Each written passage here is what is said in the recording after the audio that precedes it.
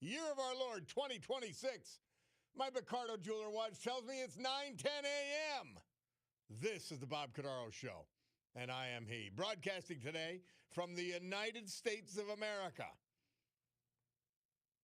I can prove it, but there's people who don't know what this country's all about.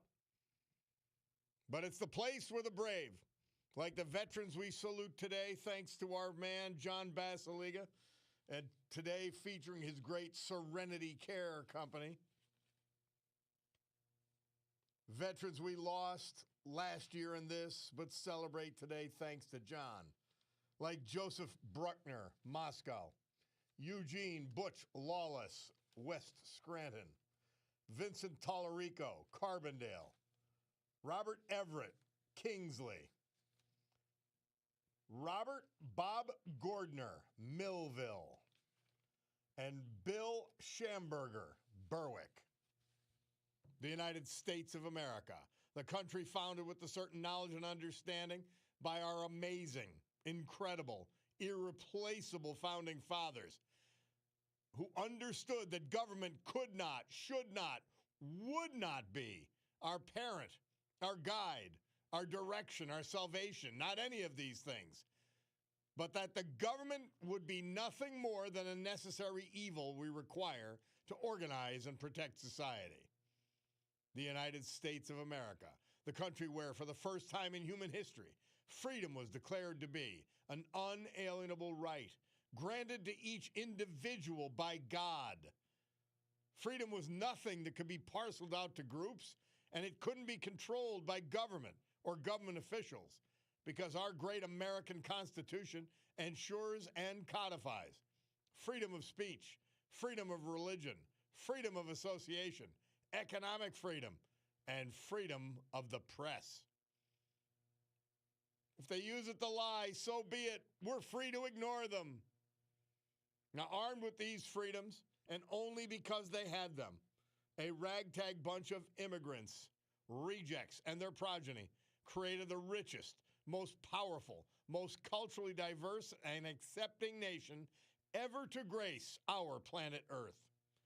America, the only place specifically invented and designed so that every American can live their life in the manner they choose, unlimited by their background, upbringing, race, color, or creed, unhindered by the government or those who would use government to control others for their own comfort, benefit, or power. This Bob Cordaro Show will always be convincingly conservative, lovingly logical, proudly and passionately patriotic, and reliably right. And so, with that essential preamble dealt with, we can gavel to order this meeting of the Club for Common Sense, promising you that because of our commitment to common sense, we will provide a sanctuary of sanity for all of you in a world that people just say and maintain things that are the opposite of which is true and the opposite of what we see with our very own little eyes. Amazing stuff. This Minnesota, I mean, and they're getting away with it because of the media. The absolute disgrace of the left-wing media. I want to review just quickly again this latest shooting. Now, we've got an organized, coordinated, funded, concerted effort to deter, to frustrate, to harm law enforcement in the city of Minneapolis. So a guy goes, ICU nurse, from all accounts, decent person, but obviously a soft head because he's believing the lies. So he's either stupid, ignorant, willful ignorant, or all of that. he goes, I want you to picture this in any context. Please. The cops are going into a house to arrest somebody. Okay? Doesn't matter what it's for. Domestic violence, whatever. And you get in the middle of them. Now, you don't know the person being arrested. You're not a member of the family. You get in the middle of the police and the criminal. You have a sophisticated, loaded gun with backup ammo. Please tell me on what planet that makes any sense. This is what we're missing. This is what the left ignores. Number one, there's a criminal that needs to be apprehended. Number two, you're getting in between them and trying to inform the criminal that they're coming to arrest him with whistles and screams. And then you go a step further. You get in between law enforcement and their objective. And then you go a step further. You come to the party with a sophisticated loaded weapon and backup ammunition.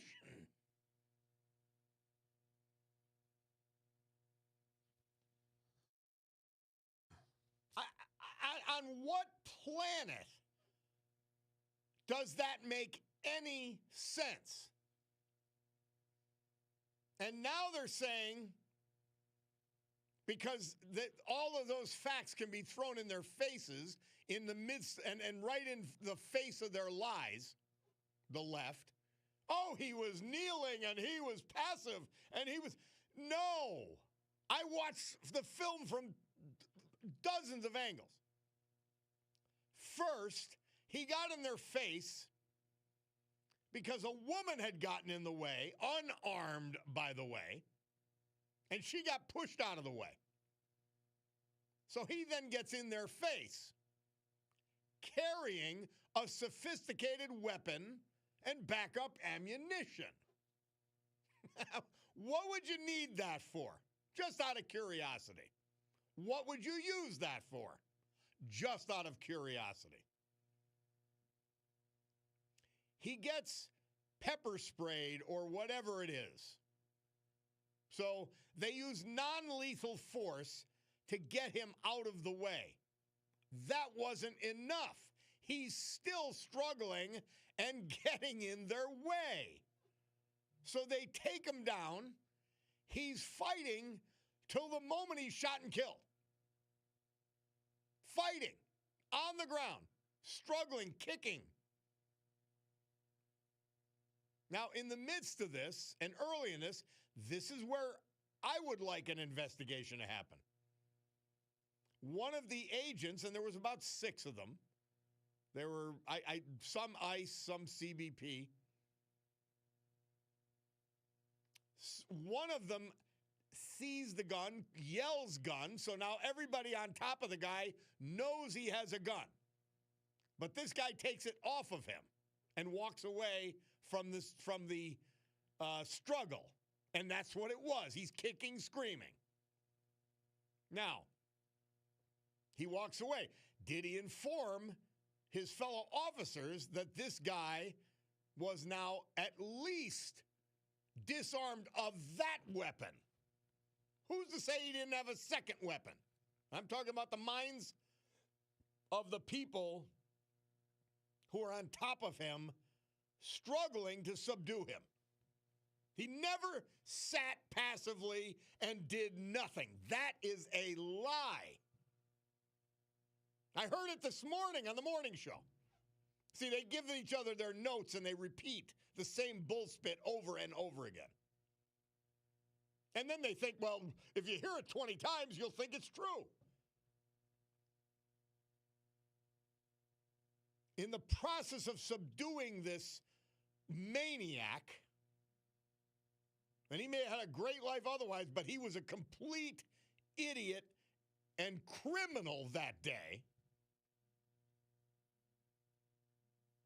they start shooting. They don't know if he doesn't have a second gun. They don't know if he's been, maybe they don't even know if they've taken the first gun off of him. They know he's resisting violently. He gets shot and killed. I want to know, and that's what an investigation will disclose, and I don't want Minnesota anywhere near it. There are screwballs. Yeah, I'm going to have somebody that reports to Tim Walz or Mayor Fry or Keith Ellison do an investigation. Are you out of your mind?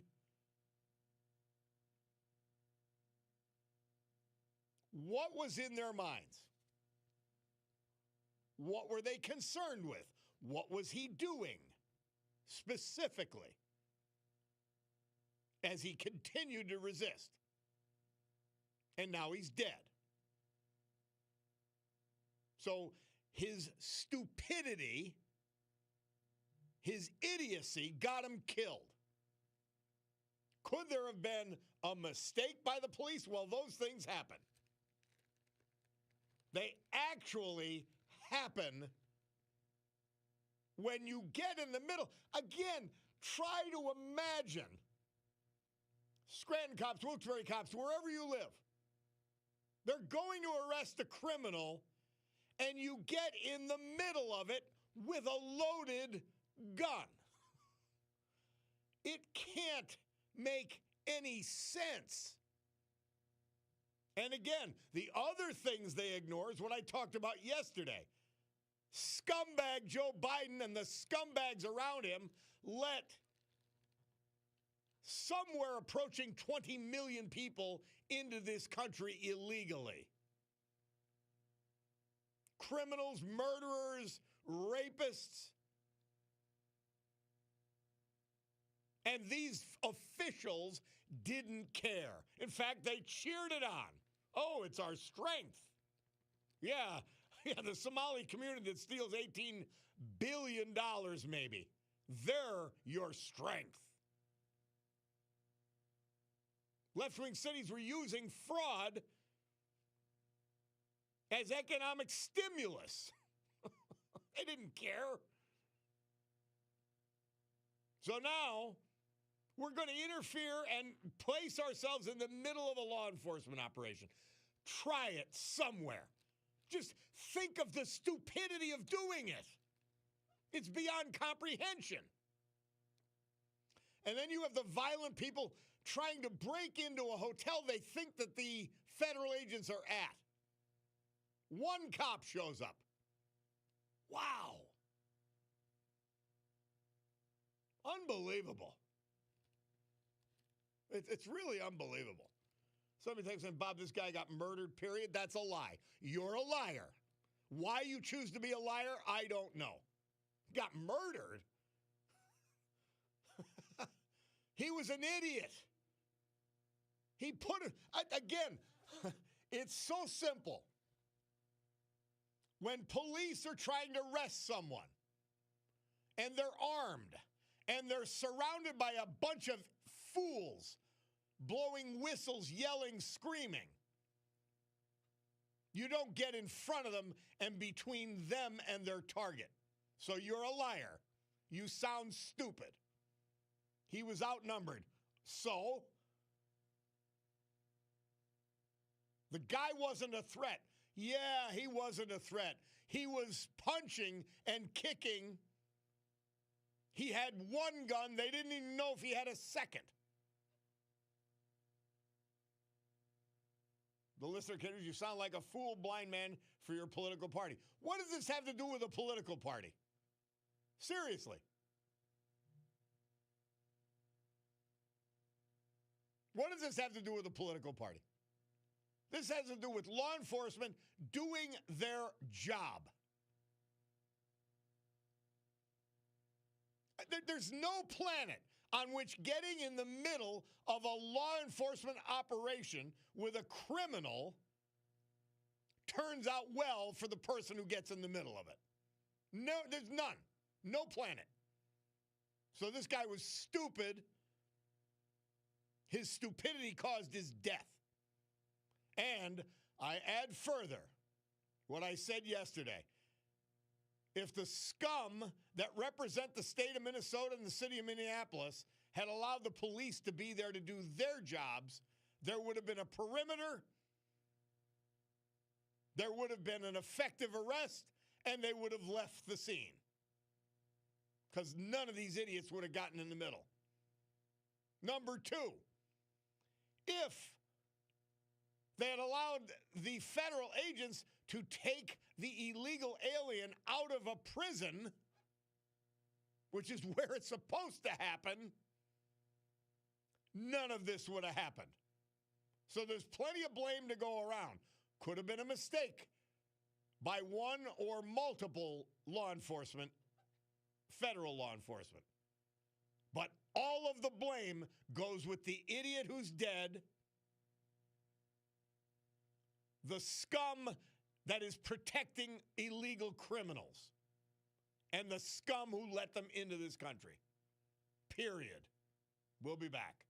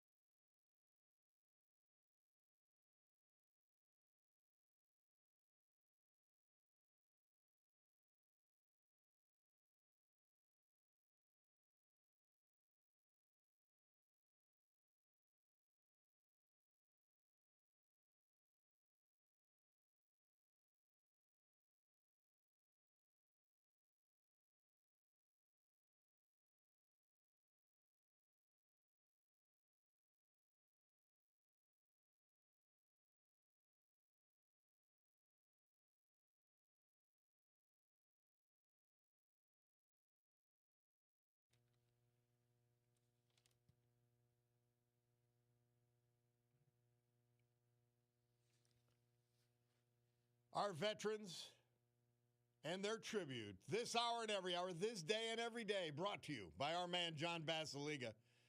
Today featuring another of his great companies, Serenity Care Personal Care Community. 4 locations: Mid-Valley, Old Forge, Wyoming, Kingston. Dementia care units at Mid-Valley and Kingston. All 4 of these facilities have been completely renovated inside and out. John has a passion for providing the highest quality senior care in this area and beautiful personal care homes for seniors to live in, and he has done that. The gold standard of senior care, Serenity Care. Joseph Edward Bruckner. He was from Moscow. He passed away at 78, December 28th last year. He was a warm, generous, and young at heart, fun-loving, personable, well-liked wherever he went. He shared 38 loving years of marriage with his wife, Ellen Marie. Tragically preceded in death by his son, Monner Woods Bruckner. He is survived by his wife, Ellen, sisters, grandchildren, and many other family members. Born in Allentown, he attended Allentown Central Catholic and Deerhoff High Schools. In June 1965, Joe volunteered for service in the United States Army. He served all of us in Vietnam from December 65 to December 66. He was awarded the National Defense Service Medal, the Vietnam Campaign Medal, and the Vietnam Service Medal with 2 bronze stars. He attended Lehigh County Community College and became a physical therapist, a career he loved and pursued for 34 years. He worked at Allied, St. Joseph's, Julia Roboto, had a special affinity for the geriatric population. He was exceptionally good with his patients, and they adored him in return. A capable handyman, Joe worked alongside his wife, Ellen, restoring homes and apartment buildings in Moscow. When he retired, he started making his own wine. Joseph Bruckner. Eugene Butch Lawless, West Scranton native. We lost him December 27th at the age of 83. Butch is survived by his high school sweetheart and the love of his life, Anne Marie Angeli Lawless. They were wed December 26, 1964. They were married for 61 amazing years. He passed away the day after their anniversary. Born in Scranton, a graduate of the former St. Patrick's High School, Butch and Anne-Marie would briefly move to Texas after Butch was drafted in the U.S. Air Force during the Vietnam War. After honorably serving his country in Vietnam, he returned back to West Scranton. For over 20 years prior to his well-deserved retirement, he had worked at Tobyhanna Army Depot, to be forever remembered in countless ways. The quintessential family man, the epitome of an amazing husband, Butch adored his wife, children, and grandchildren who called him Poppy. His calmness, ability to take everything in stride, and the fact that he never complained despite his health ailments were admirable and impressive. Along with Anne-Marie, survived by his sons, his grandchildren, 7 of them, and 4 great-grandchildren, as well as a number of other family members. Eugene Butch Lawless. Our great veterans this hour, brought to you by John Basiliga and Serenity Care. Storm Tracker 16 forecast, meteorologist Joe Snedeker. Today, partly sunny and cold with a chance of a snow shower, high 18. I was driving down, and there was a PennDOT truck salting the road. I said, it just felt ominous. Tonight, partly cloud and very cold. Joe says it might get down to about 0. Wednesday, mix of clouds and sun, high 15. Thursday, mix of clouds and sun, high 15. And that's your weather, brought to you by our friends at Montage Mountain. When I think weather, or even think about the weather, I think, what's going on at Montage? And the answer is always a lot. And when I think of Montage, I always think about the weather. How about that? That's a neat way that works.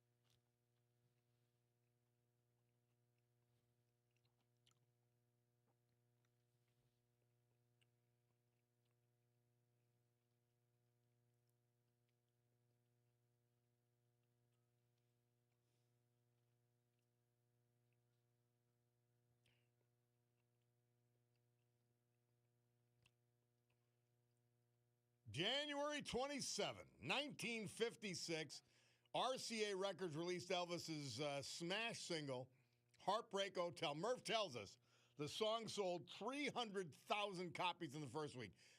That meant people went to Ralph's Record City and Joe Nardone's Gallery of Sound and bought records. They didn't download anything in 2 seconds. They went, they slapped down some cash, and got a record. That's amazing, amazing.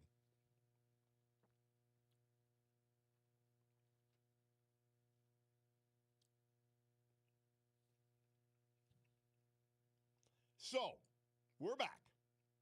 And somebody says, the fact that this shooting has to be explained over and over to left radicals is insanity. Get in the way of law enforcement and anything can happen. I'm not even getting it.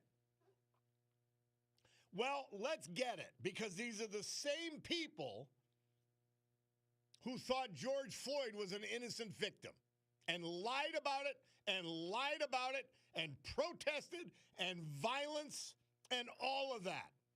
These are people trying to tear the country down. That's who they are. And they've got a lot of soft-headed idiots agreeing with them despite reality. Unbelievable. Somebody said, I just Googled you. Oh, my God, you were disbarred and in prison. Yes. They put LOL. Well, I'm not laughing about it. Somebody points this out, and I know the dad. I was talking to somebody about this yesterday.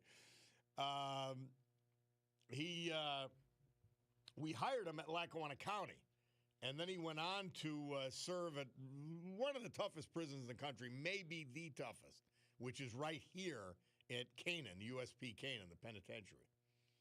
But they said, how about the C.J. Dupree family? They watched son Lakota Dupree play in the college football playoffs with James Madison on Saturday.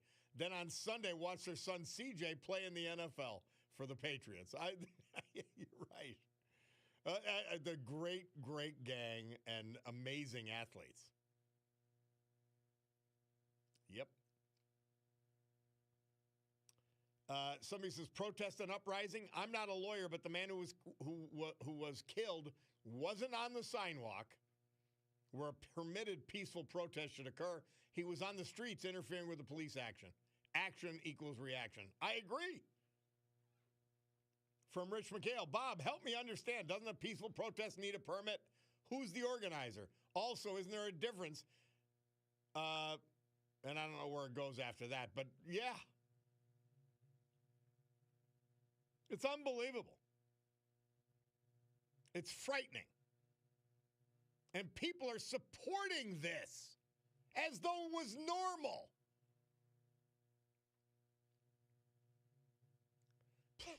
Please tell me, again, I want to know the planet that these left-wing goofballs are living on. Oh, I think I'll go down. I'm on a Signal chat, and by the way, Signal's also all of a sudden is a good thing. Although when Vance and those guys used it, it was horrible. But anyway, I'm on a Signal chat, and I'm going to show up with a gun and extra rounds of ammunition to interfere with the law, to intentionally interfere with a law enforcement operation against a criminal. A criminal that you and your idiot fellow travelers allowed into this country happily. A criminal who your fellow travelers did not allow to be arrested in prison. Somebody said it. Engaging with law enforcement isn't a sport, it's criminal. Yeah, exactly. I don't know. And they'll argue this. And by the way, again, we go back to the good killing. Of course, we feel sorry. We wish she didn't lose her life. Same with this guy. Stupidity doesn't automatically mean death. Idiocy doesn't automatically mean death. Arrogance doesn't automatically mean death, nor should it. But it can. They're rounding up dangerous criminals, and you want to interfere, and worse, you want to interfere possessing a loaded, sophisticated weapon with extra rounds, just in case. In case what? Unbelievable. And these people make sense of that. They'll be the same people ignoring the fraud, billions of dollars in Minnesota, California, you name it, Pennsylvania. I guarantee you, we've got a left-wing lunatic governor. I'll guarantee there's fraud. Unreal. We'll take a break and be back.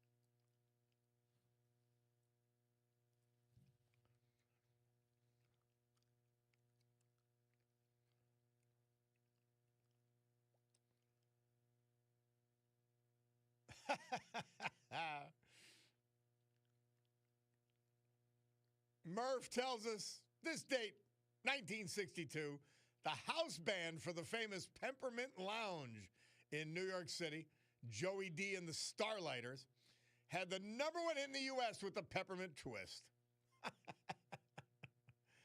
Fascinating.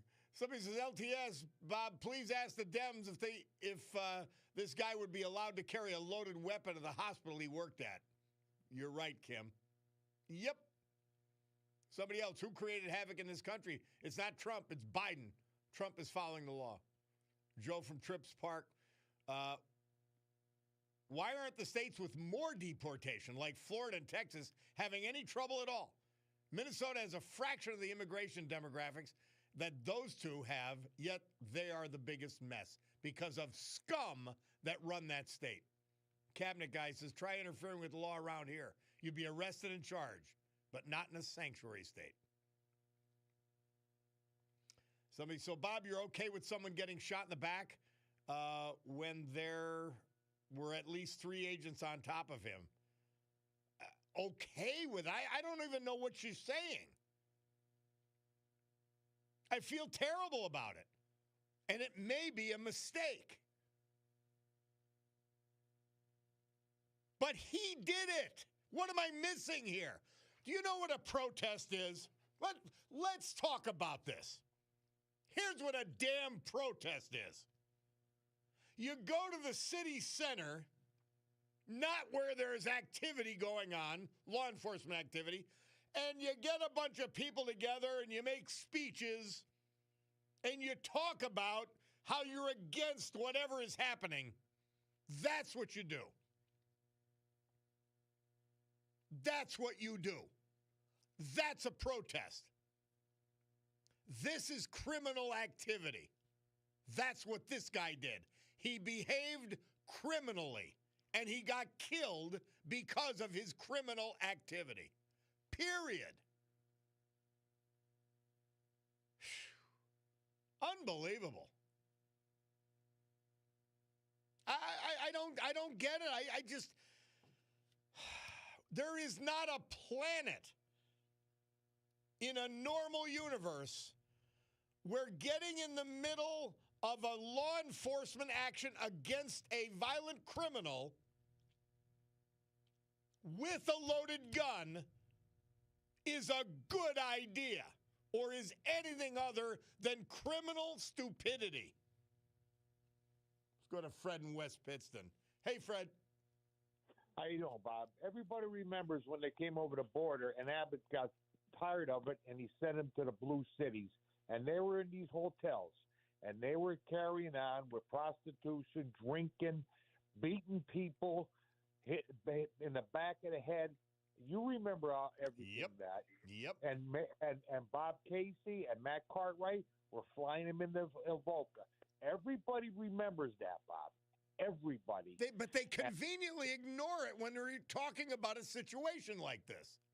This is why they want these people out of here. The American people voted, and that was it, Bob. You know, we can never have that again. Never. And that mayor of New York City, somebody's got to ask him that, God forbid, if anybody ever takes over, that could happen again. Yeah. We'll lose our country, Bob. Everybody knows that. We are and at risk of that. There's vote. No doubt about it. We're at risk of Bob, that. You know how bad that was, and you could speak about it and think about it. Thank you. Amen. Thank you, Fred. Gary from Mill City. Hey, Gary, how are you? Well, I'm good. How are you? A couple of comments on what's going on. This is what happens in a country when you let the far left do what they've been doing for the last 20 years.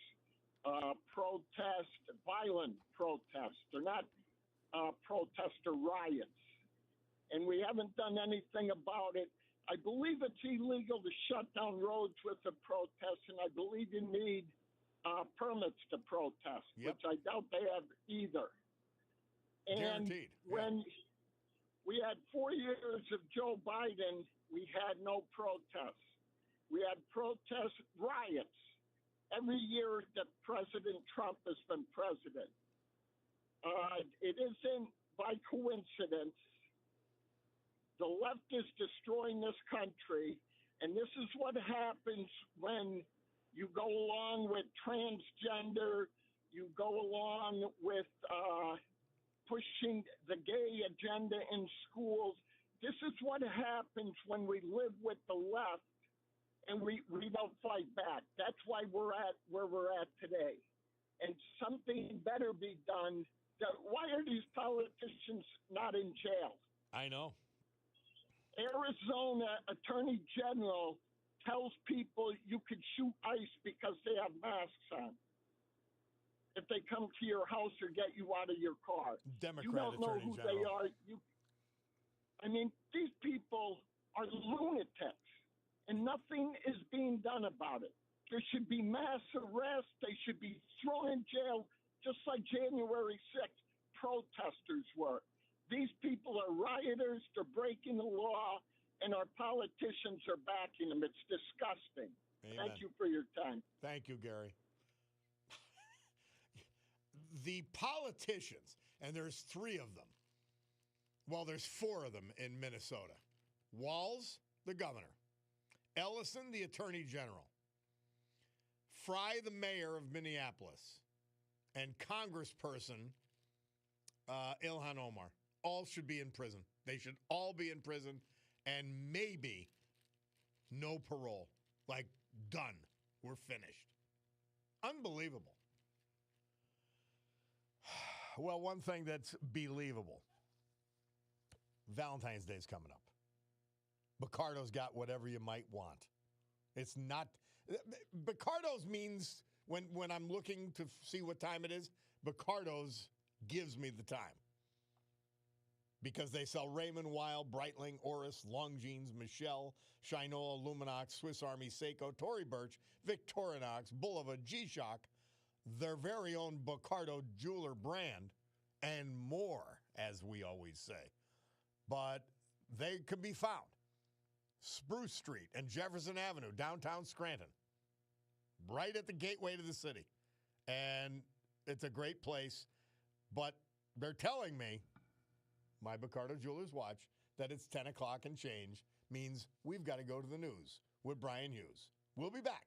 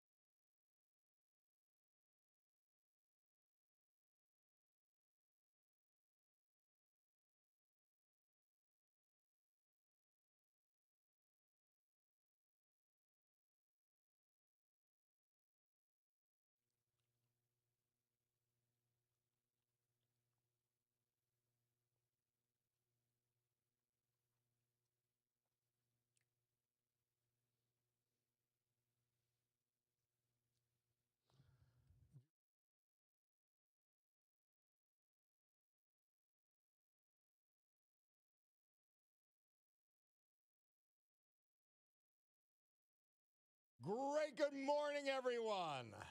My Picardo Jeweler watch tells me it's 10:06 and change here in the great Northeast.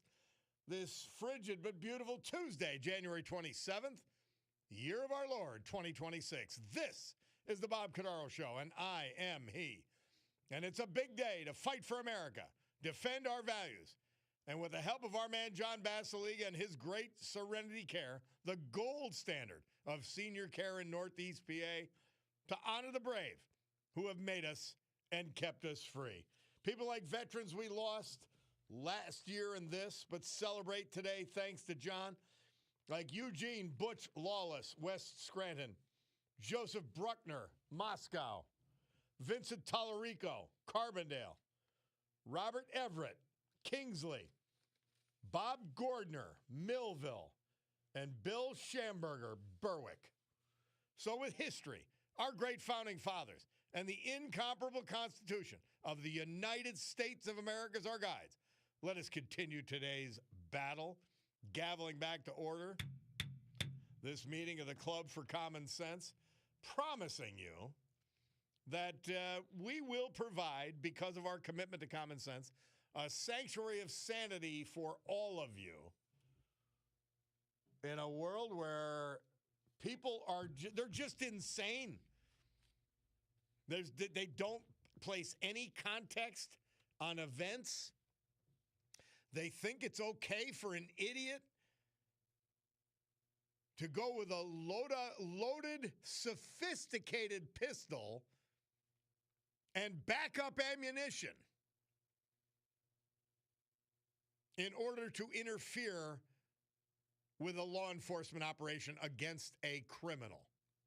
And that's okay. And he gets killed, maybe by a mistake of one of the officers. But the people who funded him and these protests and who are funding the sophisticated communications that are allowing this to happen and facilitating it, it's unreal. We're going to talk more about that later, but what we love to do also, we love to talk about history. What's past is prologue. That's not just a trite saying. And we've had to fight external threats before. And evil has arisen in the world, and the United States, at least in the 20th century, was there to make sure that that evil was crushed. And we have Rick Bigelow, who's our man, our historian, who lets us know about all these things. And today we're going to look at the Battle of the Atlantic Ocean, World War II. Rick Bigelow, welcome back to the Bob Cordaro Show. How are you, my man? Doing fine, Bob. How about you? Doing great. Always better when we are in your care and custody. All right, so Battle of the Atlantic, and Winston Churchill said it. You provided the quote. The only thing that ever really frightened me during the war was the U-boat peril. Right. So let me give you some background on the Battle of the Atlantic. And that was a phrase that Winston Churchill coined himself in 1941. It became known as the Battle of the Atlantic. So we know that the UK is an island nation, sort of like Japan, has limited natural resources. It does have a lot of coal. For centuries, it had depended upon raw materials and food from its colonies, overseas possessions, and Commonwealth nations to bolster its economy. So in order to maintain a steady flow of food and raw materials, the UK maintained the world's largest and most capable navy for centuries. So in World War I, German U-boats had posed a serious threat against the UK. This was the first Battle of the Atlantic. Germany built about 380 U-boats, sank 5,000 merchant ships, and sent 15,000 merchant mariners to their deaths. This was in World War I, and this just about brought the UK to its knees. Eventually, the UK and US navies prevailed against the U-boats. They sank 178 U-boats, and 6,000 German submariners were killed. And most experts say that this was accomplished because they used the convoy system. So in 1919, Treaty of Versailles drastically reduced the size of the German Navy and prohibited the Germans from producing, buying, or operating submarines. So this was, as long as the Germans obeyed the Treaty of Versailles, there was never going to be a U-boat problem again. Amazingly, in 1935, the British allowed the German Navy to expand the size of their Navy again, and included allowing the Germans to build and operate submarines. Why? Why? Why is the question? Yeah. And as best as I can find out, they were very concerned about the spread of communism in Europe, and particularly communism in Russia. So they thought that we'd be aligned with the Germans and the French, and we'd be able to combat any threat from the Russians. It was just amazing. Wow. So in 1939, Germany declared war on the UK.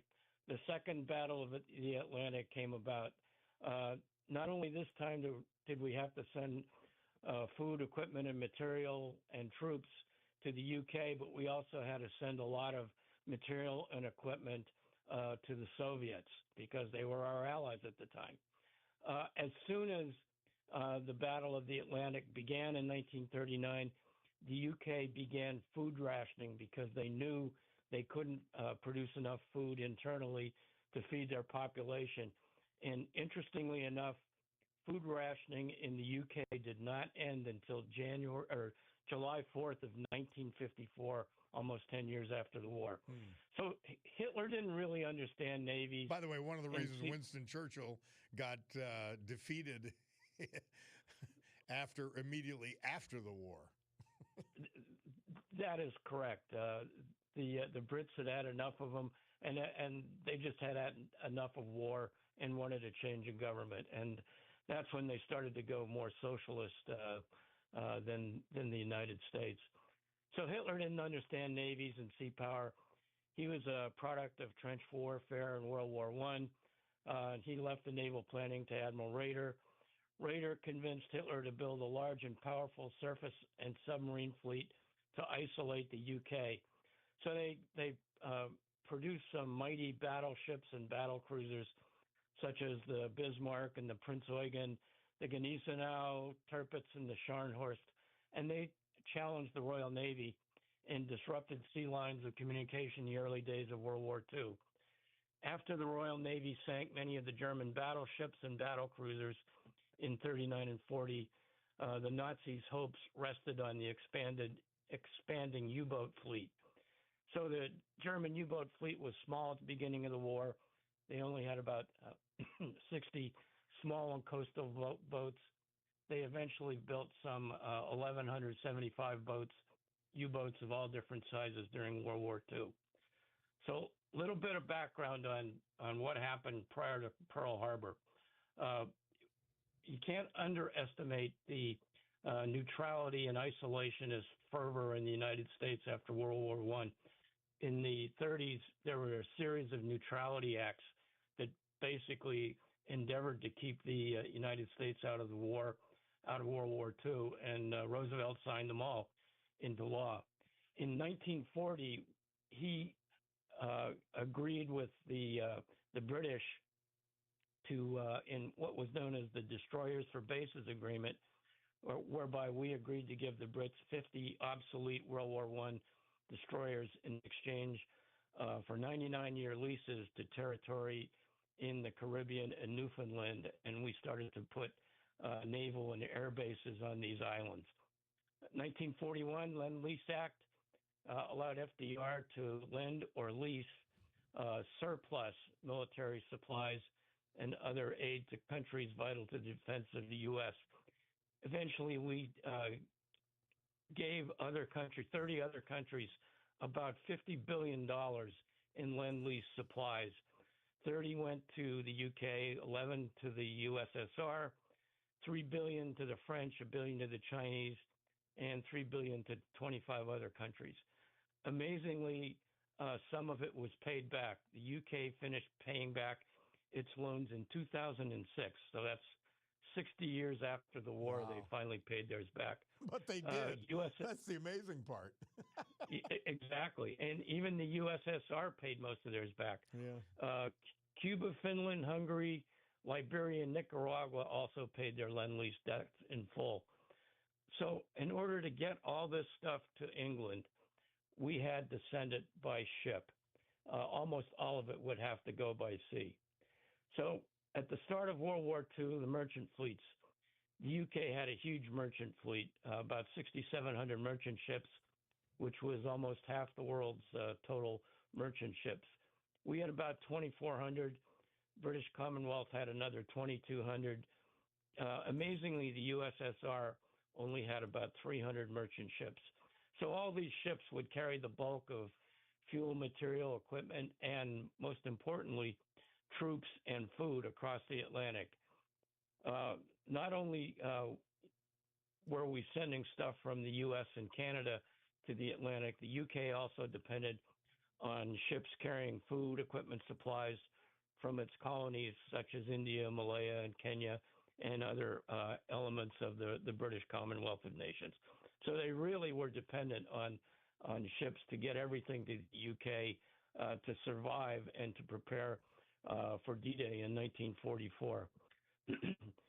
So the Germans attacked. Using harbor and channel mines, surface ships, and aircraft to interdict the Atlantic convoys.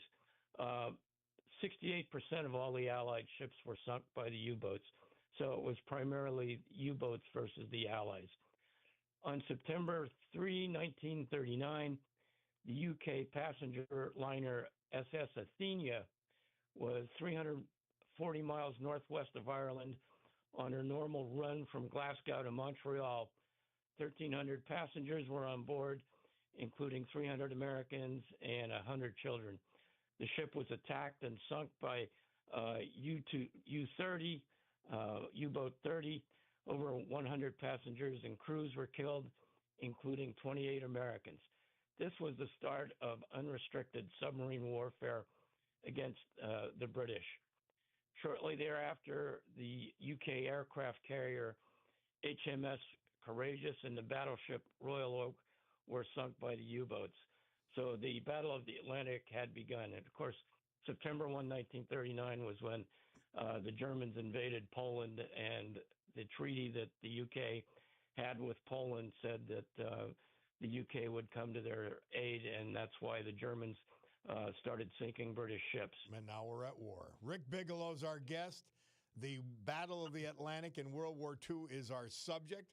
We'll take a break on the Bob Cordaro Show and come back with Rick Bigelow after this.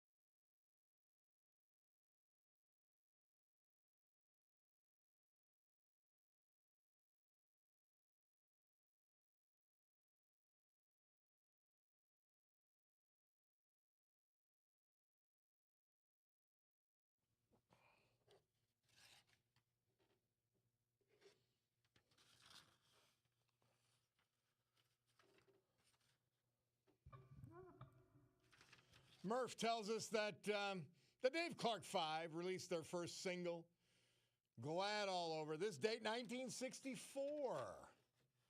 Bob Carr back. And before that, during World War II, Soviet troops liberating the Nazi concentration camps, Auschwitz and Birkenau in Poland. And I don't know what they thought of the carnage, but, well, they'd seen it in their own country with Stalin. But we certainly understood the horror of it all. So we're talking with our man, Rick Bigelow. The subject is the Battle of the Atlantic, World War II. The UK has declared war, and now we're going at it, Rick Bigelow, 1939.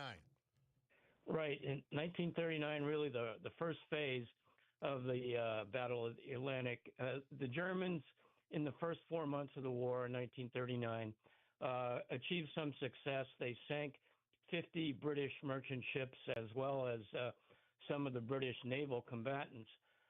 Germany begins an aggressive submarine construction program. Admiral Donitz, who was in charge of the submarine force, wanted 300 submarines. Hitler agreed to fewer, but they had an aggressive submarine construction program. So the UK started using the convoy system, and before this, they had just sent ships individually, and a lot of those were among the 50 merchant ships that were getting sunk. So they, as they had done in World War I, they started using the convoy system again. They also made advances in sonar and radar to detect and attack submarines. The problem was that the British did not have enough escort ships and enough coastal defense aircraft. The coastal defense aircraft could provide air cover against the submarines a couple hundred miles west of the UK, and Canadian aircraft were able to provide coverage east of the United States and Canada, but only for a couple hundred miles. During World War I, the British had developed sonar, which they called ASDIC, which was an acronym standing for Anti-Submarine Detection Investigation Committee. In this same time period, they sank about 17 German submarines.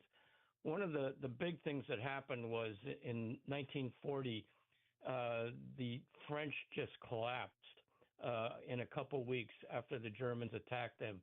And this allowed the Germans to put their submarines on the Atlantic coast of Brittany and to put Luftwaffe Air Force bases on the coast of Brittany too, which this meant German subs and German aircraft could go further into the Atlantic. So land-based UK aircraft could cover the convoy for a couple hundred miles, and the Canadians could cover them for a couple hundred miles east of North America. Both sides stepped up their intelligence and code-breaking efforts, and by the end of 1939, more than 200 UK merchant ships had been sunk by the Germans. Unfortunately, this was faster than the British could build them. Rick Bigelow, so what was the range of a typical, or I guess maybe their best submarines, U-boats that the Nazis had? Well, they could actually get all the way to North America, which Wow. they did a little bit later. In fact, they had supply submarines that they located throughout the central part of the Atlantic. So when a U-boat was running short of supplies or fuel, they could be resupplied by some of these submarines. The submarines could go 15 or 16 knots on the surface. When they submerged, they could only go about 4 or 5 knots because they were running on batteries. Okay. For most of the time. So in 1940, the surplus destroyers from the U.S. arrived and are put into service, escorting convoys, but they had inexperienced crews because you can't train crews to be proficient right away. So they had a significant learning curve. And also at this point in time, the Germans began wolf pack operations, which means they would have 4 or 5 or maybe a dozen submarines operating together and just scourging the convoys. And one of the convoys of note was SC-17, which was attacked by a wolf pack, resulting in 20 of the convoy's 35 merchant ships being sunk. By the end of 1940, over 300 merchant ships had been sunk. In March of 1941, 137 merchant ships were sunk in just 1 month. So at this point in time, the German U-boats were controlling the seas, and the Germans referred to this as their first happy time in the submarines. The Brits responded with better sonar, longer range patrol aircraft, and they broke the German Enigma naval code. But the Germans were still winning. So August of 1941, and of course this is before we entered the war formally, FDR allows the U.S. Navy to be more aggressive in escorting Atlantic convoys. By the fall of 1941, several U.S. warships are damaged. On October 31st, 1941, the U.S. destroyer Reuben James was sunk by a U-boat, losing some 100 men. At this point in time, we were effectively at war with the German U-boats. The Germans had 80 U-boats operating by the end of 1941. One of the interesting things is the U.S. Commander-in-Chief was Ernest King, who was a noted Anglophobe, meaning he didn't have much compassion for the British, did not think the convoy system would work, and he preferred to create hunter-killer groups to look for the U-boats. When the hunter-killer groups proved to be ineffective, King agreed to the convoy system. So Germany declared war on the U.S. on December 10th of 1941. Dönitz moved his U-boats to the Western Atlantic, off the coast of the U.S., to the Gulf of Mexico, and into the Caribbean. There were many, many merchant ships that were sunk within sight of the U.S. East Coast. I had no idea of that. Wow. Yeah. In fact, hundreds of merchant ships were sunk in the next few years within sight of major U.S. cities in the Caribbean. One of the maps shows the coverage of when the British and American aircraft could provide coverage to the convoys. But right in the middle, there's a huge gap that would take 4 or 5 days. I'm looking at that map on the live stream, which people can look at. But right, amazing. Huge gap of 4 or 5 days when there was no air coverage, and they were depending mostly on the coverage and the protection of the destroyers and destroyer escorts and so on and so forth. Rick Bigelow, we've got to take a break because we've got to hear from our sponsors and do our veterans tribute, the weather, all that. But Rick Bigelow's our guest. The Battle of the Atlantic is our subject in World War II. We'll be back with Rick Bigelow after this.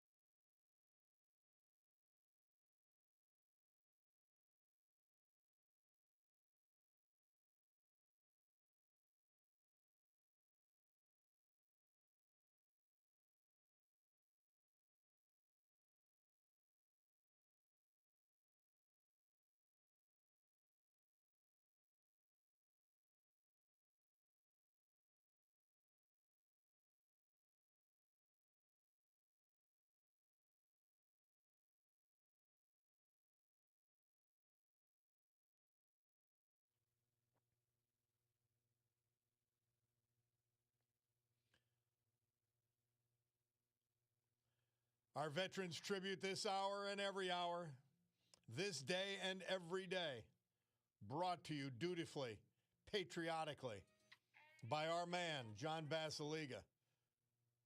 Today featuring just one of his great companies, and an awesome one it is, Serenity Care Personal Care Community. 4 locations, Mid-Valley, Old Forge, Wyoming, Kingston. Dementia care units in Mid-Valley and Kingston locations. All of these facilities have been completely renovated, inside and out, accepting new residents, because John has a passion for providing the highest quality senior care in Northeast PA, and these beautiful personal care homes are there for seniors to live in, accepting residents now. The gold standard in senior care in Northeast Pennsylvania, and that is Serenity Care. Vincent Tallarico, he was from Carbondale. We lost him December 28th. He'd been preceded in death by his wife, the former Cecilia Sarah, back in 2019. Born in Carbondale, member of Our Lady of the Rosary Parish in that city, graduate of St. Rose High School, class of 41. He was a veteran of the U.S. Army Air Force, having served during World War II. Prior to retirement, he was employed as a psychiatric security aide at the Farview State Hospital. Well known as a dry goods salesman selling products to households and people across the greater Carbondale area.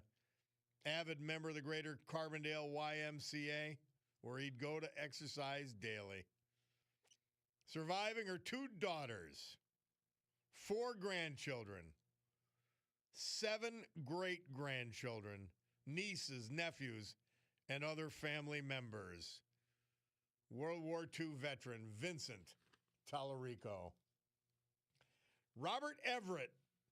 We lost him December 23rd last year. He was 87, resided in Kingsley. Survived by his wife for 45 years, Verna Jones Everett. Born in Nanticoke, a graduate of Hartford High School. He joined the U.S. Air Force, serving us for 4 years, where he was a weapons mechanic. He then worked and retired from Chamberlain Corporation in Scranton.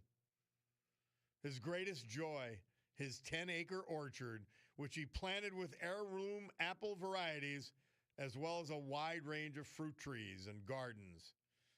He enjoyed classical music, building and inventing things, and following the news every day. He was blessed to enjoy a long, active retirement, working on the land he loved. He attended St. John Vianney Parish in Royal. He's survived by 4 children, 3 grandchildren, and many other family members, tragically preceded in death by a daughter, Arlene, and a son, Richard. Robert Everett.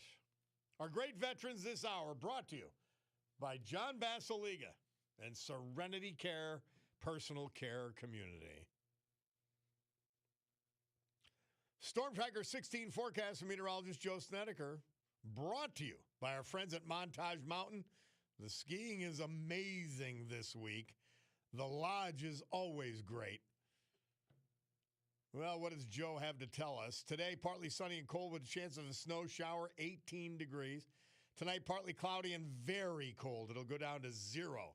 Wednesday, mix of clouds and sun, high 15. Thursday, mix of clouds and sun, high 15. And that is your weather, brought to you by our friends at Montage Mountain. Beware, I say, think of the weather, you got to think Montage and what they're doing up there. Always something fun. And then when I think of Montage, I think of the weather.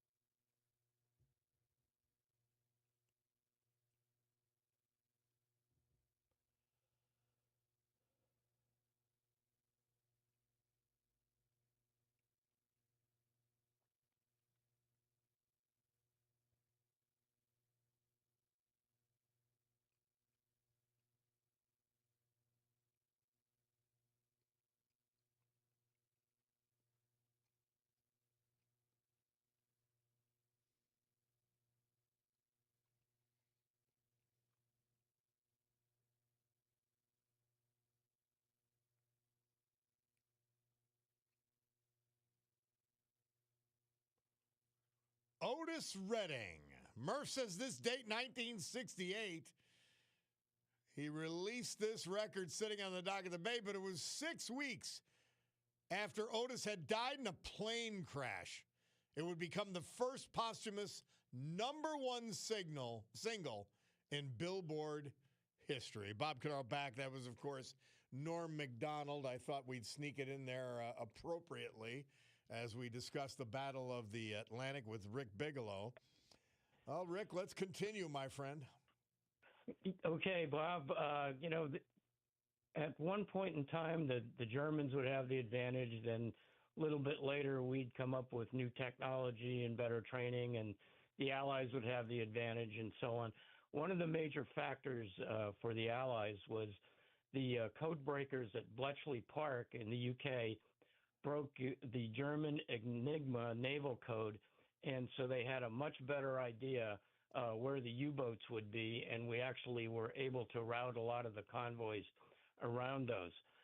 So the Germans responded with longer-range submarines, snorkeling submarines, and basically that's a big tube that comes up from the submarine that allows them to bring fresh air in and exhaust diesel exhaust, and that allowed the U-boats to proceed at a much higher speed while submerged.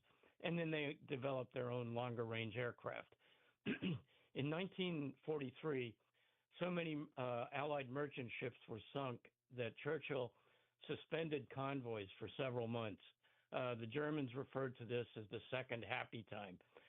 During this period, the Nazis came close to winning the Battle of the Atlantic, but by 1944, we were saturating the convoys with more escort ships, escort carriers that carried planes, longer range maritime patrol, and actually the German supply issues, primarily fuel, turned the tide in the favor of the Allies.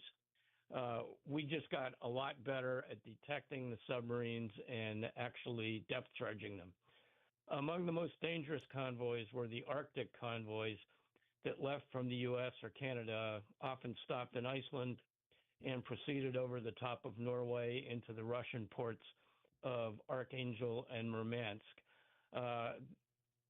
If you were torpedoed on one of these trips up to Archangel or Murmansk and had to go into the water, you were only going to live for a matter of minutes. Yeah. So those were very dangerous convoys to be on. Finally, in 1944, towards the end of 1944, Dönitz pulled his submarines out of the Atlantic and focused on attacking ships in the coastal areas. The Battle of the Atlantic continued, but at a reduced level until the war in Europe finally ended in 1945. So it really extended from September of 1939 to May of 1945. So in summary, there are about 1,100 convoys comprising over 50,000 ships that sailed from the U.S. and Canada to the UK and Soviet Union during World War II, delivering millions of troops. And of course, we had sent almost 3 million troops to the UK and millions of tons of material and equipment. The Germans built 1,162 submarines in World War II. 830 took part in operations. 784 were sunk, most in 1943-44, as we just got a lot better at anti-submarine warfare.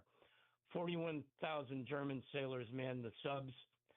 26,000 were killed in action. So that is a very high fatality rate. The lucky ones, 5,000 became POWs, were sent to Canada and the United States. 2,828 Allied and neutral merchant ships were sunk in the Atlantic, including up to 500 sunk off the east coast of the U.S., the Gulf of Mexico, and the Caribbean. 175 Allied warships were sunk in the Battle of the Atlantic. 36,000 Allied merchant mariners were killed in action during the Battle of the Atlantic, U.S., UK, and Canadian merchant mariners. Another 35,000 U.S., UK, and Canadian naval and aviation personnel died during the Battle of the Atlantic. 243,000 U.S. merchant mariners served during World War II. 8,000 lost their lives. So that was the Battle of the Atlantic. It was the crucial battle that kept the supply lanes open to the UK. And frankly, if we hadn't won that battle, it's not clear that the UK could have survived. Like I said, they couldn't feed themselves, and they couldn't get the raw materials they needed to produce war equipment. Amazing. So that's kind of it. It was amazing, and nothing was comfortable in these U-boats. No. And they had to train sailors and submariners to man these U-boats, and they were cold, they were wet, it was dangerous. I mean, amazing. Yeah, they were cramped. In fact, I mean, there are pictures of German U-boat sailors sleeping on top of spare torpedoes. Yeah, amazing. And they did hot bunking. You slept in Iraq and you got up and went on watch, and the guy coming off watch would take over the bed. So yeah. It was not pleasant duty, and it was hot in the warm climates, and it was freezing cold in the cold water. So it was tough duty, and 65% of the U-boat sailors in the German Navy eventually perished. Well, Rick Bigelow, a fascinating part of World War II, a critical part of World War II. We thank you as always, my friend. Great job, and we look forward to your next appearance. Glad to do it, Bob. All right, our man, Rick Bigelow, patent attorney extraordinaire, but he's also a great historian. We'll take a break. We'll be back. It's the Bob Cordaro Show.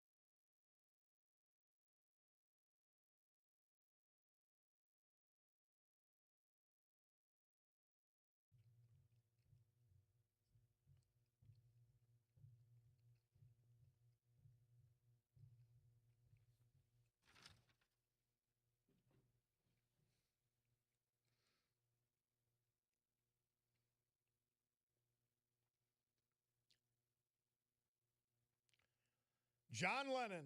Murph says this date, 1970, he wrote, recorded, and mixed his hit Instant Karma in a 9-hour session. EMI Studios, Abbey Road, London, England. He was helped by George Harrison on guitar and Billy Preston on the keyboard. And, of course, before that, Mike Wallace reporting on the death of 3 astronauts, 1967 this date, during a test aboard their Apollo spacecraft. I remember that all well. Scary. It lets you know these guys are truly brave. They are truly brave. They're truly taking risks to further humanity. Let's go to our man Larry in Plymouth. How are you, Larry? Hi, Bob. If I can't finish, you're going to have to hold me over. But here's the thing. You asked Rick Bigelow how long a sub could stay underwater. Well, when Hitler escaped from the bunker, which he did, he went to Portugal. He got on a submarine. They didn't resurface till he hit Argentina. Okay. And that's the truth. Okay, but I didn't call about that. I know. I'm here. What I called, Bob, was to give you some good advice. And you know I like you, but I got to give you this advice, Bob. Here's the advice. Talk about things that you know about. Don't talk about things you do not know about. Here's what I'm talking about, the shooting in Minnesota. Okay. You keep saying, oh, that guy had an extra magazine in his pocket. Bob, I never leave the house without an extra magazine. I've been carrying for 37 years. If I have the gun holds 15, I carry a magazine. Have you ever taken one of your guns and the extra magazine to interfere specifically? Well, I'm saying the guy was an idiot. I don't feel sorry for him. Okay. I don't feel sorry for him. And he got what he was looking for. So don't think I'm sticking up with him at all. Okay. But I'm just saying what you're saying. You're saying that he did. And in fact, Bob, I will tell you, on a lot of times, I carry a backup gun. I will have a 22 in back of me. Which I pointed out that the law enforcement officers didn't know one way or another if this guy had another gun. Like I said, I'm not sticking up for him. Yeah. But what I'm saying that, and here's another thing. I know what you're talking about, and it's bull. You keep saying, oh, this guy had a sophisticated gun. It was sophisticated. It was like a James Bond gun. Well, Bob, that's bull because I know what you're talking about. I didn't say James You're Bond. talking about the red dot sight. Yes. Well, you know what a red dot sight is? Because, Bob, one thing I'm going to tell you, you don't know crap about guns. Correct. A red dot sight, the sights you have on a gun, they stink. You go and you buy this little red dot sight, and you put it on, it has a battery in it, and you go to the range, you shoot at the target, and where that bullet hits, you line that red dot up with where that bullet hit. So if you're aiming at something, you just put the red dot on it, and you know that's where your bullet's going to go. There's nothing sophisticated about it. It's not going to change the world. They've been selling them for years. I have them, and that's what it is. So I got to give you advice, Bob. Wise up. I'll take advice on the gun. And not only that, Bob, I'm kind of peeved because you didn't come down and say my damn Christmas tree. I know we missed the Christmas tree. Jesus. And you know what I had for you, Bob? I had for you a bottle of Robert Mondavi wine. Well, I'm blaming it on the Bulldog. I told him we I know you said he was sick, but he could have dragged himself. He only sleeps when he comes down here anyway. All right, Larry, we got to go, but you got your points across. You're good? Okay. All right, my man. Thank you. See you, Bob. Take it easy. My Picardo Jewelers watch tells me it's 11 o'clock and change. That means it's time for the news. Brought to you, well, the news isn't brought to you, but the time is brought to you by Picardo Jewelers. Raymond Weil, Breitling, Oris, Longines, Michelle, Shinola, Luminox, Swiss Army, Seiko, Tory Burch, Victorinox, Bulova, G-Shock, their very own Picardo's brand. And just remember, Valentine's is approaching. We'll be back.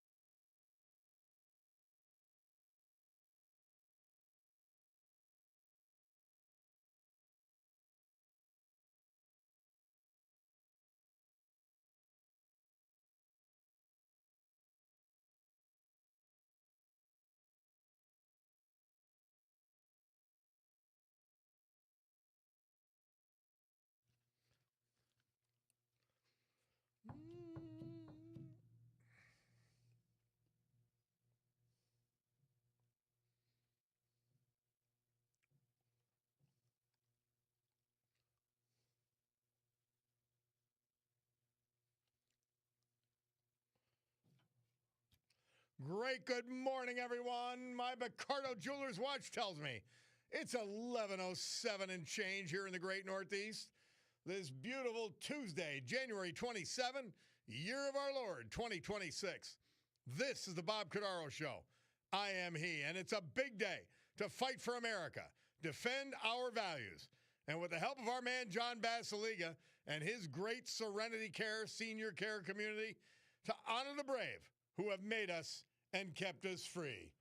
People like Robert Everett, Kingsley, Vincent Tallarico, Carbondale, Joseph Bruckner, Moscow, Eugene Butch Lawless, West Scranton, Bob Gordner, Millville, and Bill Schamberger, Berwick. Veterans we lost this year, but celebrate today thanks to John. So with history, our great founding fathers, and the incomparable Constitution of the United States of America as our guides, let us continue today's battle. Gaveling back to order this meeting of the Club for Common Sense. I got this sent to me by a cop. He said, if you attack a cop and get shot, you are not a victim, you are an idiot. A sentiment with which I completely agree. But here's someone who disagrees. What a phony you are, they say. Alex Preddy did more for veterans in the first half hour of his shift. By the way, he was a nurse at a Veterans Administration hospital. Than you do all day reading off names. How did I compare myself to him, number one? And number two, he should be doubly ashamed of himself for his idiocy, because now those veterans will not have the benefit of his expertise and experience. Shame on him. And the listener continues, and just like the despicable gnome, you have the nerve to disparage him, go to hell. I'm not disparaging him. I'm telling the truth about him. He acted in idiocy. He acted based on a lie. He did something incredibly stupid and paid the ultimate price. Again, see, this is what they do, this emotional response. Please tell me, sir or ma'am, on what planet does it make any sense to interfere with a law enforcement operation carrying a loaded gun? On what planet? Somebody else. And I did see your text. It said, thank you, Larry. That's what I was trying to tell you yesterday, telling me it wasn't a sophisticated weapon. Well, I've seen the pictures of the gun, okay? To a gun guy, it isn't sophisticated. But have you ever seen, and I've never seen a guy going around, well, I've heard tell, with this contraption on top to make the shots more accurate. I've never seen it in action. I don't see cops carrying that around. So it's something special, but, if you know your guns, which I do not, I get it. Not sophisticated, but obviously it pointed to more than just carrying the gun, that he had the extra magazine and that he had that sight equipment attached. That's the point. January 27th, Mother Teresa. She said, we think sometimes that poverty is only being hungry, naked, and homeless. The poverty of being unwanted, unloved, and uncared for is the greatest poverty. We must start in our own homes to remedy this kind of poverty. She always does bring it back to home and family, the great Saint Teresa, Mother Teresa. All right, we got to go right to the phones because we have some people who are patiently waiting. Let's go to Joe from Plains. Joe, how are you? I'm good, Bob. How are you? Great. Listen, I just wanted to call in to make people aware of Luzerne County Council meeting tonight. I don't know if you had touched on it at all. Not at all. So I'm happy you called. Tonight they're going to vote on an ordinance that was brought up by Joanna Bryn Smith during the last council, and with the new Democrat, she brought it up again. And what it is to protect election workers, election officials from the public who might be mad about all the inconsistencies and all the questionable things that happened over the last 4 years, and probably some of the things that they plan on doing in the future. There has not been one single incident where anybody was threatened who worked for the bureau, the board, or any election workers at the polls. Given that, they want to pass this law that basically intimidates law-abiding citizens from coming in and questioning their elected officials on things that are their right to question. And at the peril of a $1,000 fine and possibly jail. Really? Yes. I don't know how you guys haven't heard. This is typical left-wing bullshit. Look, you can't criticize us even because we want to continue being wrong.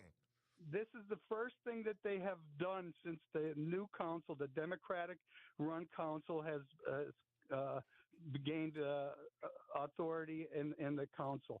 The first act, and it just shows what they want to do. They also want to bring in, sanctuary policies, bathroom policies, and these are on the agenda, or not on the agenda, but these are the things that they're going to touch on in the near future. But the first one was to quiet the people. Huh. That's what they have to do. They have to do it. They have to do it in order to get away with their nonsense. I know it's going to be cold tonight, but I'm encouraging as many people who are concerned about this as possible to show up at the meeting. It starts at 5:30. I'm not sure exactly what they're doing at 5:30, but I'd be there earlier because I believe this is going to have a lot of people there. 6 o'clock is also another start of another meeting, and I think that's when the vote is actually going to happen. Well, Joe, update us on this tomorrow, would you please? I will. All right, my friend. Thank you. Appreciate it. Have a good day. All right. Jason from Sawyersville. How are you, Jason? Good, Bob. Thanks for taking my call. Real quick on this poor individual that got shot and killed. He shouldn't have been there. He has a permit to carry. I get it. A lot of people do. But you shouldn't carry a gun to a protest. And most importantly, no one is talking about this. Right before. By the way, I don't even have a problem carrying a gun to a protest if you're carrying it lawfully. I have a problem carrying a gun to an outright attempt to interfere with law enforcement. That's what I have a problem with. Yeah, I agree. But right before the ICE agents took him down, you have to look at it really quick. He assaulted a female and knocked her down on the ground. Did you see that? Well, actually, I thought that was an ICE officer knocked the woman down. I think that's where he stepped up and got in the face of an ICE officer who had pushed her out of the way. She was interfering as well. Oh, okay. That's how I saw it. I mean, open to interpretation possibly, but that's what I saw.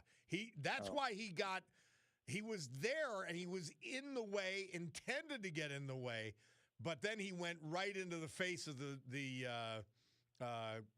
customs officer when he pushed that woman out of the way. Oh, okay. I'll have to take a look at it again. Yeah.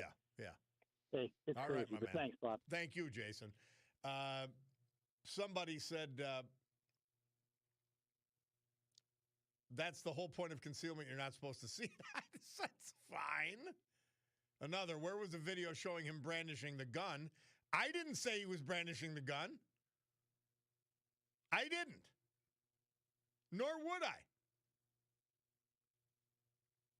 Now, this is from something I haven't read, but I'm going to report it. It's one of our listeners texting in. Parents of Alex Pretty said their son quit his hospital job months ago and had shown unusual behavior recently. He seemed to have joined some kind of group. We warned him 2 weeks ago. Protest if you want, but don't engage. Don't do anything stupid, his father, Michael Preddy, told reporters. That would certainly make sense. Somebody said, know who didn't carry guns to a protest? The January 6th protesters. Well, but if they had guns, then they should have been shot. And they were idiots to go in the building, period. That doesn't mean they're idiotic people as a rule. They behaved in idiocy. And all the risks concurrent with that. And this guy paid the price. Somebody else, Bob, I 100% concur with Larry concerning the guns. However, you are 100% correct concerning the rest of the situation. And veterans and people who work with veterans, while admirable for their services, can still be a-holes. Stay strong. Don't let them overwhelm you. Well, that'll never happen. You don't have to worry about that. I don't get offended. I actually get frightened by people who use emotions instead of logic, instead of common sense. I get frightened by that. I really do. Like, they don't care. I'll have to look as to whether Preddy had gone off the rails. But, yeah. Somebody else, Bob, there's a rumor going around that Congress just passed a bill that by the year 2028, the government will be able to shut your vehicle down whenever they want. I did not see that. I cannot even imagine it passing Congress. And I can't imagine that it would be proposed in Republican House or Senate. That would really be disturbing. And it would be wrong. Somebody said, Bob, from what I can tell, Luzerne County Council no longer makes their meetings easily viewable and reviewable on YouTube. I think it's only on Zoom. Well, if they're doing the wrong thing, that's what they have to do. Somebody said, Bob, if you think that ICE officer did was okay, then you are an atheist, Bob. End of story. What? Another non sequitur from a blind person. I'm sorry. You have to stop being stupid. You really have to stop being stupid. You cannot have emotions driving you around like an idiot, just like the two people who were killed by federal agents. You really can't. There's got to be some thinking involved. It can't all be emotion. You can't be a child. You really can't. How that makes me an atheist, it shows that your ability, that's what's called a non sequitur. I mean, it doesn't follow.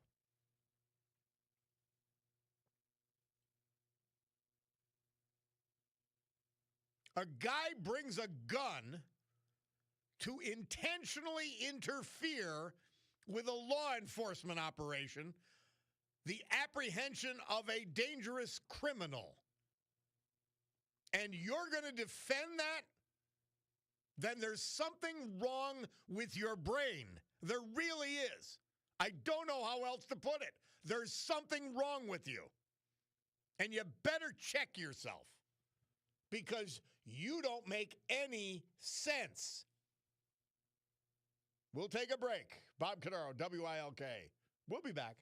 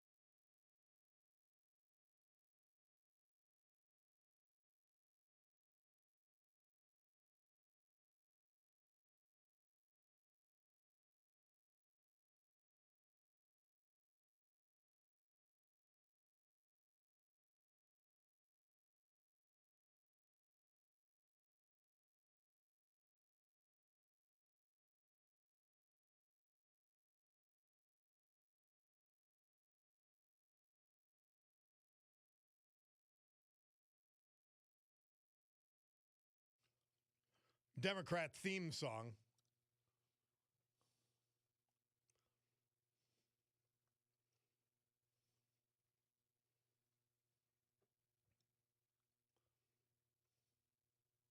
I think the punchline comes now.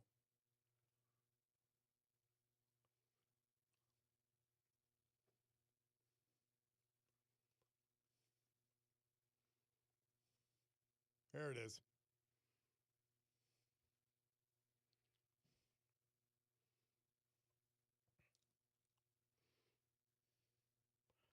It was the number one hit in 1973, and it guides the Democrat mind today when you believe in things that you don't understand. And sad, the Vietnam Peace Accords signed in Paris, this date 1973. Not only did they not bring the end of the killing, but we lost.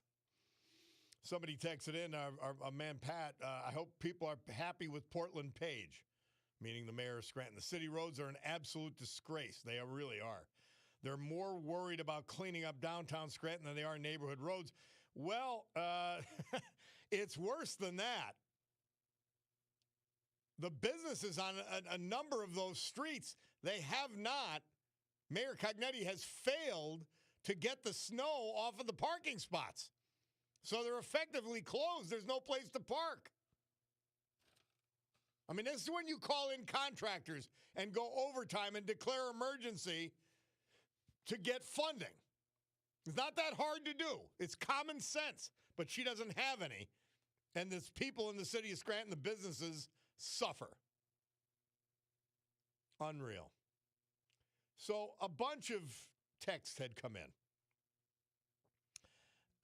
from our man John. And I mean, they are poignant and important. This is from a guy called Eric Schwalm. It's on X.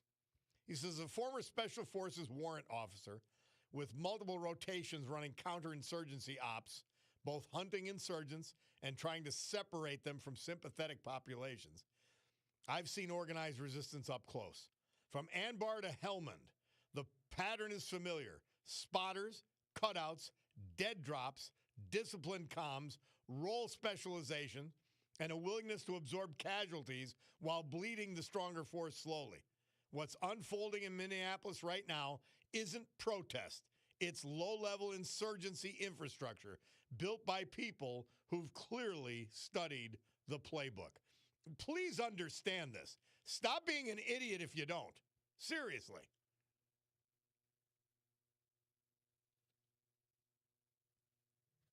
Now, on a crypt pad,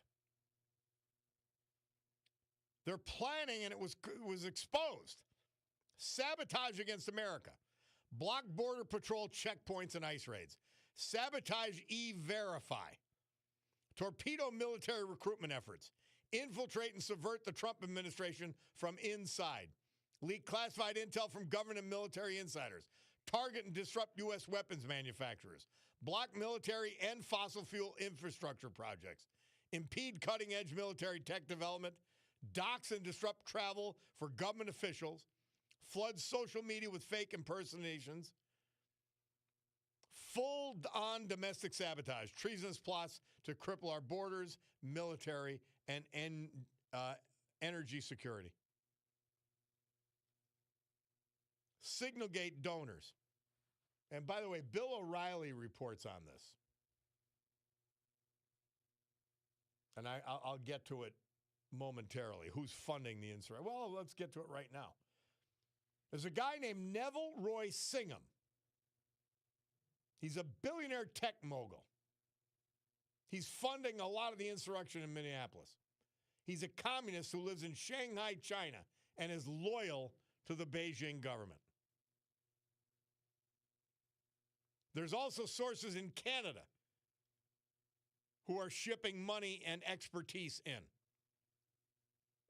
Matt Walsh says, all this is happening simply because the Trump administration is trying to enforce our nation's laws and deport a bunch of Somali scam artists and sex offenders. Well, they're actually from many other countries, Matt, but that's understood. All the violence, all the chaos, all the dead bodies are entirely the fault of the leftist militants and Democrat officials encouraging them. You can't disregard our laws, go to war against our national sovereignty, riot in support of third world protesters, and then play the victim when it blows up in your face. It's really unbelievable. And I want you to remember the reason the Democrats and the left love illegal aliens. Because they were illegally counted in the last surplus. Democrats, now listen to this. There's been such an outflow of population from California. Without illegal immigrants being counted, they would have lost over 20 congressional seats, the vast majority being Democrat. Please remember that. They need the bodies. They need the bodies. John also sends in, once you realize this, the Democrat Party, Antifa is the military wing. The judiciary is the lawfare wing.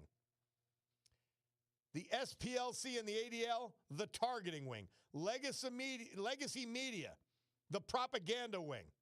Soros, Roy Singham, and the NGO network, the financial wing. Education system and Hollywood, the indoctrination wing. We're talking about enemies of this country. Johnny MAGA points out, immigration agents have only shot at 4 people in 2026, despite carrying out thousands of operations nationwide. 1 was armed with a handgun. 1 was armed with a shovel. 2 weaponized their vehicles.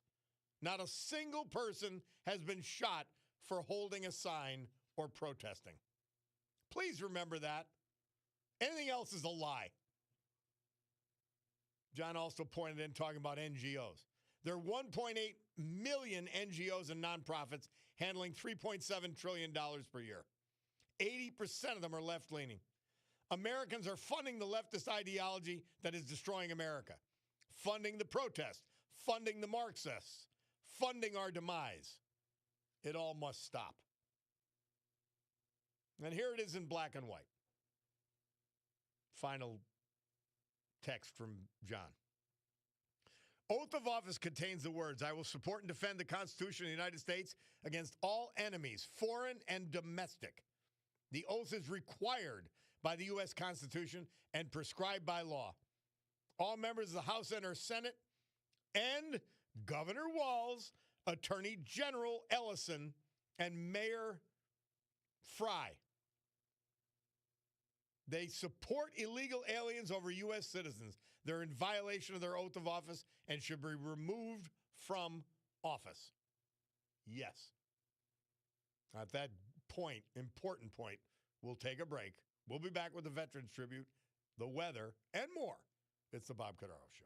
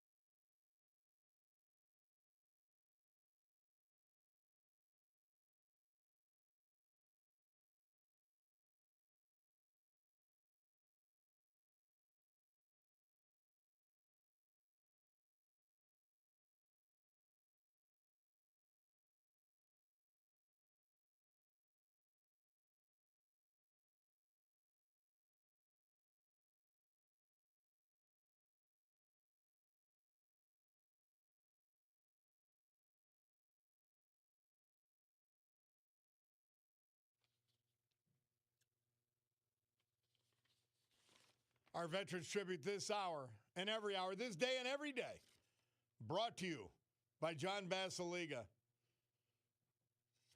Featuring today just one of his great companies, Serenity Care, a personal care community with locations in Mid-Valley, Old Forge, Wyoming, and Kingston. John has a passion for providing the highest quality senior care in the area and for providing beautiful personal care homes for seniors to live in. Check them out because all 4 locations have been completely renovated inside and out. They're accepting new residents. They have dementia care units at Mid-Valley and Kingston. The gold standard of senior care in Northeast Pennsylvania. Robert Bob Gordner. He was 81 when he passed, December 27th. He was a PPL retiree, owner-operator of a mushroom farm. He was from Millville. He was born in Millville, graduate of Millville Junior Senior High School.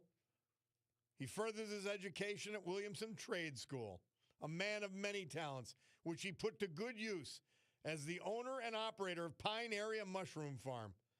His industrious spirit also led him to a fulfilling career at PPL, where he spent 37 years working as a heavy equipment operator and retired as a material handler. Member of St. John Lutheran Church, Unityville. He lived his Christian values every day, inspiring those around him through his actions and his favorite saying, spread a little corn, a metaphor for his belief in the power of kindness. His interests were as varied as his talents. He loved horses, woodworking, golfing, gardening, farming. Most of all, he was a family man. The love for his wife of 62 years, Dorothy Dottie Pluck Gardner, was unwavering. They raised 3 children. The legacy continued to grow to 6 grandchildren and 6 great-grandchildren, as well as a number of other family members. Tragically, preceded in death by a grandson, Robert Gordner. Bob Gordner. Bill Schamberger.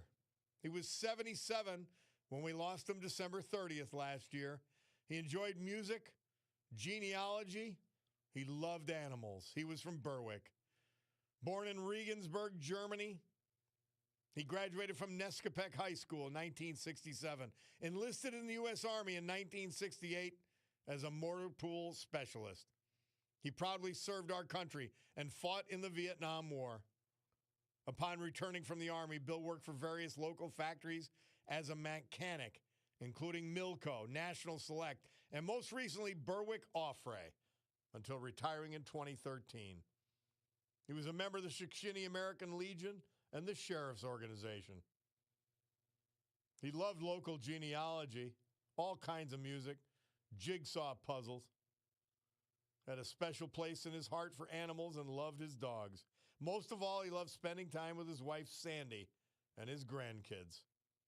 Survived by Sandra K. Evans Schamberger, with whom he shared 26 years of marriage. His stepchildren, 7 step-grandchildren, 4 step-great-grandchildren. Tragically preceded in death by his stepson, Eric Hess, and a step-great-grandson, Adonis Phillips. Bill Schamberger. Our great veterans this hour brought to you by John Basiliga and Serenity Care. Storm Tracker 16 forecast from meteorologist Joe Snedeker, brought to you by our friends at Montage Mountain, because when I think about the weather, I say, what kind of fun are they having up at Montage? And when I think about Montage, I go, how's the weather going to affect them? I really do. Joe Snedeker tells us today, partly sunny and cold, chance of a snow shower, 18 degrees. Tonight, partly cloudy, very cold, down to 0. Wednesday, mix of clouds and sun, 15. Thursday, mix of clouds and sun, 15. So a great week to ski at Montage. They bring you the weather. and they take advantage of it all winter long.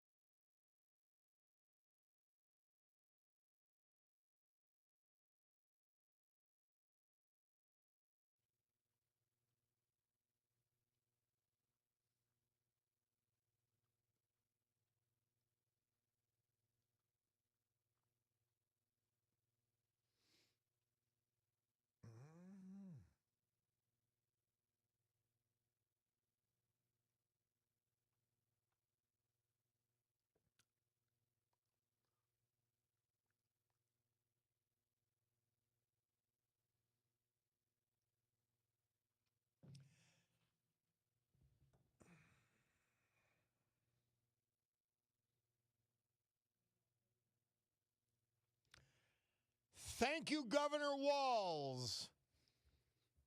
Courtesy of the Satanists. It's in the state capitol.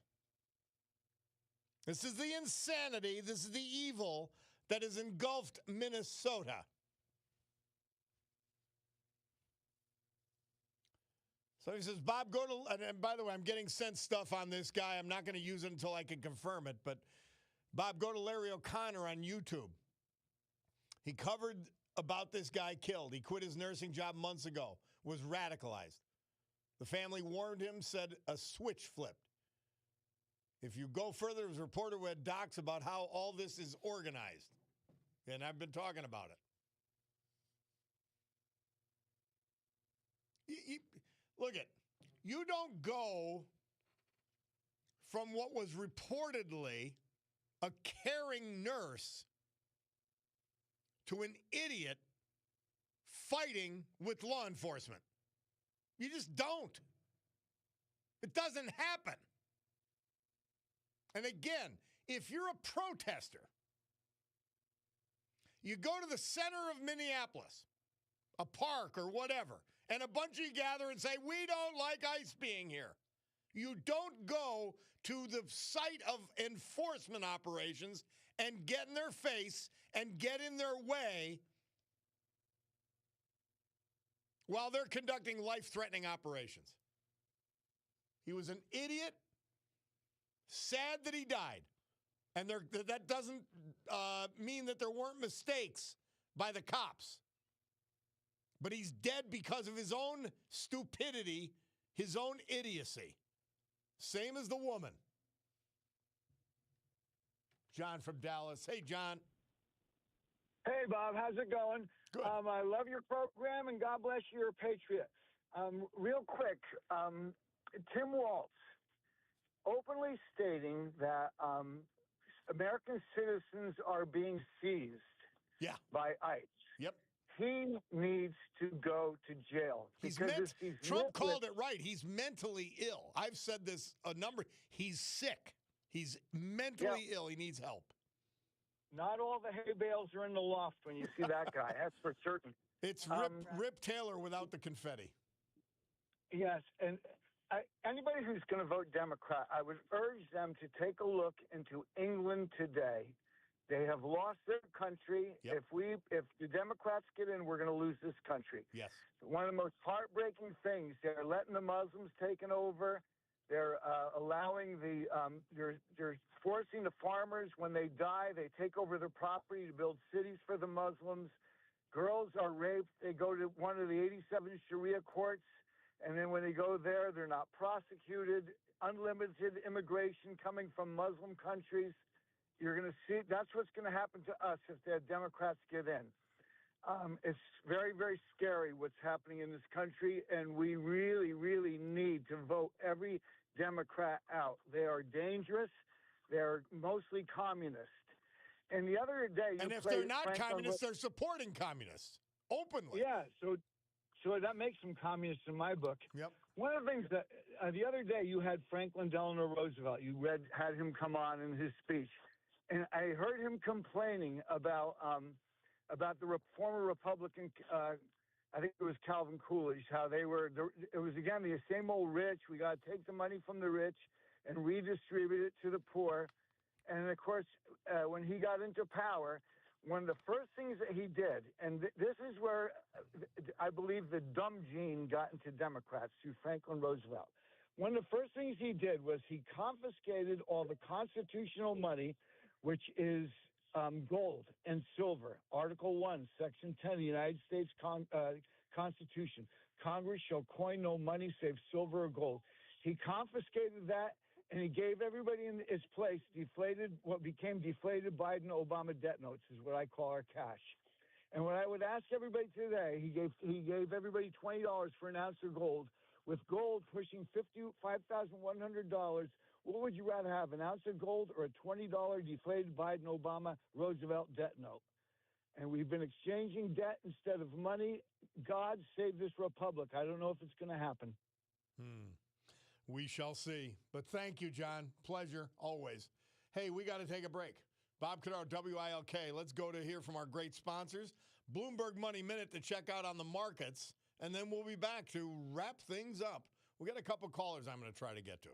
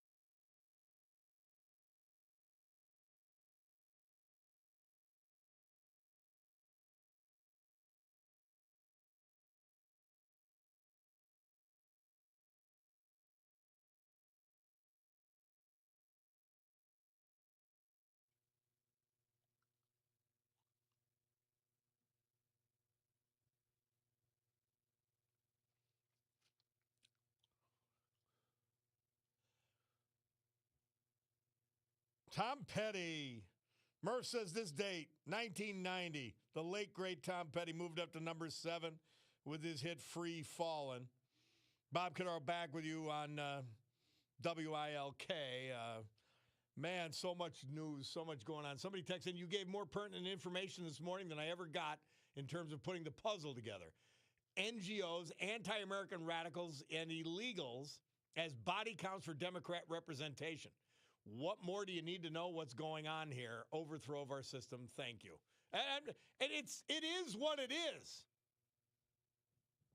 They need the illegals to keep their seats. California, 20-plus congressional seats without illegal aliens being counted. All right, guys, lightning round because we're almost out of time and I'm playing the national anthem. So, Frank, you got about 30 seconds. He's calling from Old Forge. Fire away. Listen, the stat you gave on the deaths per arrest is staggering, right? It's unfortunate. This is tragic, right? But I'm looking at that video. I'm thinking, why were there gunshots? The SIG, P320 that guy had, Freddie had, police and military don't use it anymore because it misfires. It goes off by itself. I sent you a video. Take a look at it. So that might be the linchpin here why this whole thing happened. Handling that gun, and because it's prone to go off, it went off, and guess what ensued? Everybody started shooting. Frank, and I got to disagree with you in terms of the videos I've seen, and I've seen a lot of them and reviewed a lot of them. Oh, but this is on the 320 specifically. They took the main gun away from him. That doesn't mean he didn't have another one. That also doesn't change the fact that he was fighting viciously with the cops. He wasn't kneeling there passively. He was resisting after non-lethal force was utilized, period. Absolutely, but that SIG 320 might have contributed. It may have went off just by touching it. So, yeah, to be continued, Bob. All right, my man. Thank you. Quickly, Mike, you got about 5 seconds, my man, because the national anthem's starting. You know, most TVs have closed caption. Why do they have to have a sign person to sign language? I was trying to make it funny here. Oh yeah, no, I agree with you. That's so ridiculous at this point. Yeah. I mean, every TV now has that there. You know, I was trying to make it funny on that. You know what it is though, is that people are still hurting in Pennsylvania and New York City. We're still paying $15,000 per kid per school per year in Pennsylvania. I checked New York City; they're paying $35,000 per kid. And education to go to school. Is failing. Yep. But they're trying to get rid of all these illegals, which is good. But then the American people why can't they protest about teachers making too much money? Well, that would be. I mean, this is crazy. The teachers aren't making too much money. We're spending too much on bullspit that's destroying our education. Well, you know, they have supervisors and this and that. And well, the other thing I'd point out, multiple principals. All of the great high schools that these veterans that I talk about every day graduated from, they were all fine. They went on to have amazing careers from local high schools. I don't know. Mike, thank you, man. Whitney Houston, this was the song, January 27, 1991, made me cry and many others. Giants beat the Bills. The Star-Spangled Banner. Our men were in harm's way in the Middle East. Guys, have a great afternoon. I've got to gavel to a close this meeting of the Club for Common Sense. God willing, I'll be with you tomorrow at 9.